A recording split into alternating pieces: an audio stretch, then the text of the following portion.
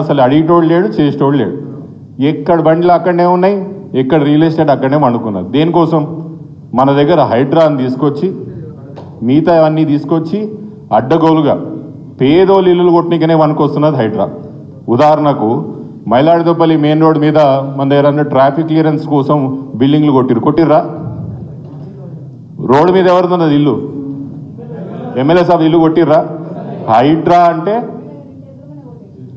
అంటే కాంగ్రెస్ వాళ్ళ ఆస్తులు కనపడవు, పేదోళ్ళ ఆస్తులు కనిపిస్తాయి.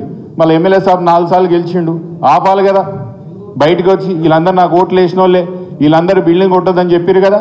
ఎమ్మెల్యే సాబ్ ఇల్లుకు మాత్రం ఏం కాదు హైడ్రాకి ఎమ్మెల్యే సాబ్ ఇల్లు కనిపించదు. పేదోళ్ళు కట్టుకున్న ఇల్లులు, పేదోళ్ళు కట్టుకున్న వ్యాపారాలన్నీ కూడా కొట్టిపోయినరు. హైదరాబాద్ అసెట్ ప్రొటెక్షన్ అంట దాని పేరు. హైదరాబాద్ అసెట్ ప్రొటెక్షన్ కాదు, అది కాంగ్రెస్ పార్టీ వాళ్ళ అసెట్ ప్రొటెక్షన్ కోసం తీసుకొచ్చారు.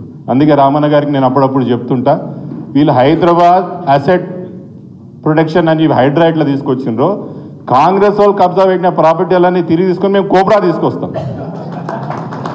కాంగ్రెస్ పార్టీ నుంచి కబ్జాలైనా, కాంగ్రెస్ పార్టీ వాళ్ళు ఆక్రమించిన భూములన్నీ తిరిగి రికవర్ చేసుకోవడానికి మేము కోబ్రా తీసుకొస్తాం.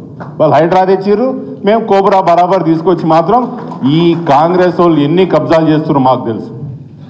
గ్రౌండ్ లెవెల్లో పై స్థాయి నుంచి ముఖ్యమంత్రి గారు కుటుంబ సభ్యులు ఎన్ని భూముల అగ్రిమెంట్లు చేసుకుంటున్నారు, ఎన్ని కబ్జాలు చేస్తున్నారు, ఎంత బెదిరిస్తున్నారు అనే విషయం మాకు తెలుసు.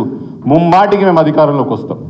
3 సంవత్సరాల తర్వాత అధికారంలోకి వచ్చిన తర్వాత కాంగ్రెస్ పార్టీ వాళ్ళు ఎక్కడెక్కడైతే కబ్జాలు పెట్టిర్రో, హైడ్రాన్ వాడుకొని ఎక్కడెక్కడైతే ప్రజలను బెదిరించి ఎవరైతే ఆస్తులు కొలగొట్టిర్రో, మేము అన్నీ కూడా అప్పుడు అసెట్ రికవరీ అన్నీ కూడా చేసి అప్పుడు న్యాయం ఏందో మేము చూపిస్తామని మనవి చేసుకుంటూ, రాయంద నియోజకవర్గంలో కానీ చేవల నియోజకవర్గంలో కానీ రామన్న మీకు మాటిస్తున్నా, ఎప్పుడు ఎన్నికలు వచ్చినా కూడా ఈ 2 నియోజకవర్గాలు ముమ్మాటికి బీఆర్ఎస్ జెండా ఎగురుతుంది, కేసీఆర్ గారి నాయకత్వం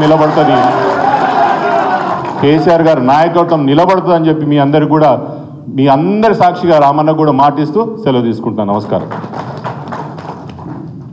పెద్దలు అమ్మగారు మాట్లాడాలని కోరుకుంటున్నాను.